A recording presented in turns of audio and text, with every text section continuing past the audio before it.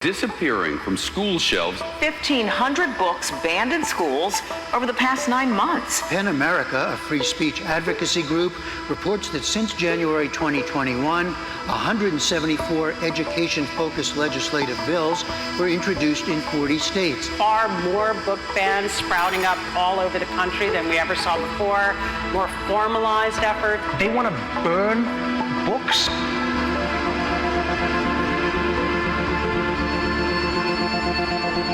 17-year-old Jack Petocz was just an ordinary Flagler Palm Coast High School student last November when the book All Boys Aren't Blue was removed from Flagler County School Library shelves. When the book ban came about, all my friends were upset and they felt that their stories weren't being heard. I organized a protest in which students came to the school board and spoke to them directly in opposition to this censorship. And I started a campaign in which 300 books were donated to the county, and I distributed them to students across Flagler County of the 4 books that were challenged. The book still isn't back on the shelves, but Jack's gone national in his quest to fight censorship. When you're trying to police education and you're trying to, remove these books from school districts, you're just erasing identities as a whole. I've seen so much tremendous progress occur here in Florida, and I really fear that's going to be reversed. Future generations are going to have to encounter the same homophobia that I did, and I want to stop that from happening. On Thursday, the Florida House passed HB 1557, or the Don't Say Gay bill. This bans any discussion of sexual orientation or gender identity within our public schools. Students are incredibly angry and ready to stand up. I'm organizing a statewide school walkout on March 3rd at 12 p.m. We will not tolerate attempts to silence people like me. Stop policing our education! Thousands of students left their classrooms on Thursday in protest of Florida's Don't Say Gay bill. We are so lucky to have over 25 schools partake in these walkouts in which thousands and thousands of students exercise their First Amendment rights. Following the protests, I called in Governor DeSantis to meet with me to hear a firsthand perspective of how this bill will be so damaging to my community, and he refused to meet with me. The organizer of a student walkout over Florida's Don't Say Gay bill says he was suspended from Flagler Palm Coast High School because he passed out gay pride flags. It's really frustrating when they teach you in school, civic engagement and standing up for what you believe in and, basic democratic principles, and then punish you for exercising those rights and those principles. But then within hours, I received so many notifications and pictures from fellow students across the state with their rallies. And I made a decision that night to continue fighting no matter what. This is just incredibly encouraging to see. Students out there fighting for what they believe in, fighting for what is right. Censorship and the banned books issues that we champion are issues that transcend politics. These are issues that all of us should be able to stand for. I am fighting for a more progressive future. I'm fighting for an America in which no one will be treated differently for their race or sexual orientation. Gen Z is not going to stand idle as our rights are stripped from us.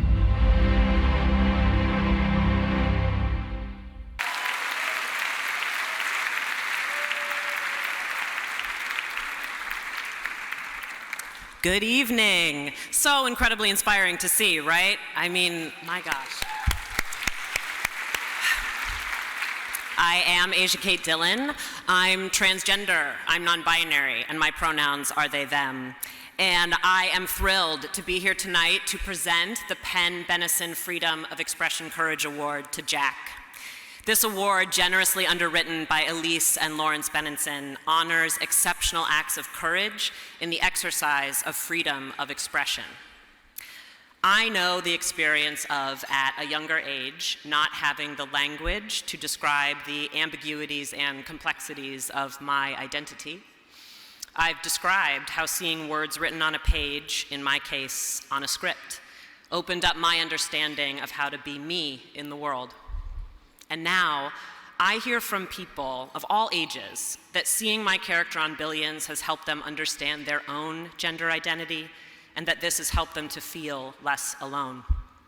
And what's more, I even hear from people who have actually set aside their phobias and hostilities, traded them for a more open mind after watching our show. For me, that demonstrates with such clarity how books, screenplays, and creativity in other forms can make this world a better and a safer place. But not if those books aren't read, and if they can't be found on shelves in schools and libraries, if they can't be discussed, if questions and differences can't be explored. That is why what Jack and his fellow students are doing is so important.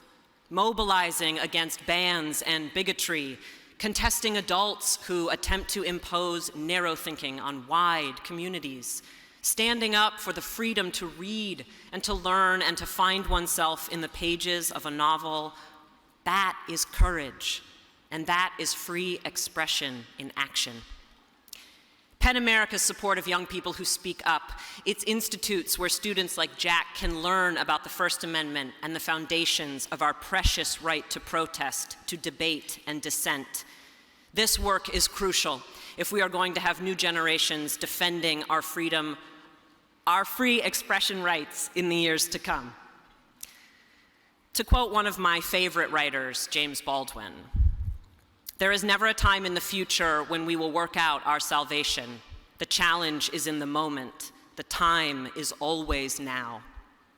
For showing us how it is done, it is my great honor to present the PEN Benenson Freedom of Expression Courage Award to Jack Petocz.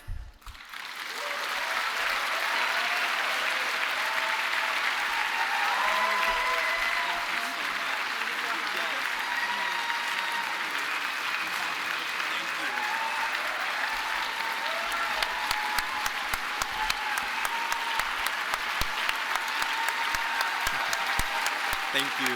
Thank you.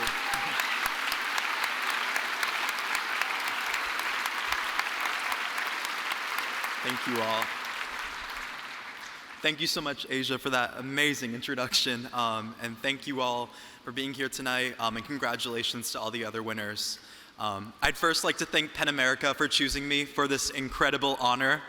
It's so amazing to be here tonight, surrounded by so many kind and inspiring individuals. This year, I've been lucky enough to participate in PEN's Free Speech Advocacy Institute.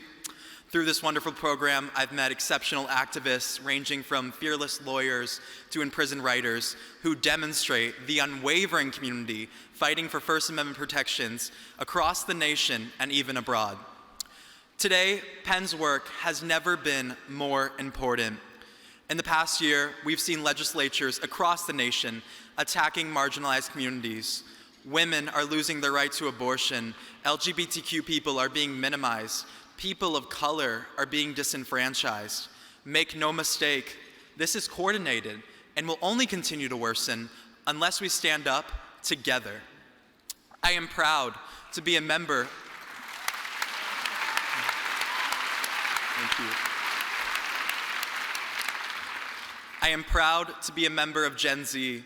We are a group of progressive, politically engaged, and dedicated changemakers who will not and cannot stand idly by as lawmakers across the country strip us of our basic constitutional rights.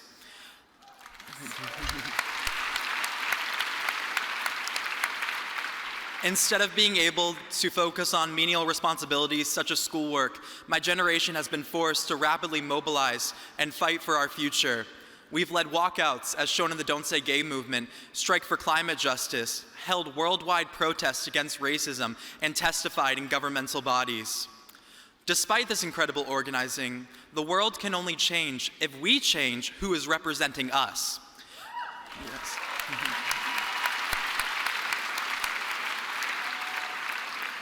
I, alongside Gen Z for Change, am urging you all to make your voice be heard in November, not just by voting in local, state, and national elections, but also by supporting young organizers working to guarantee a more progressive and democratic tomorrow.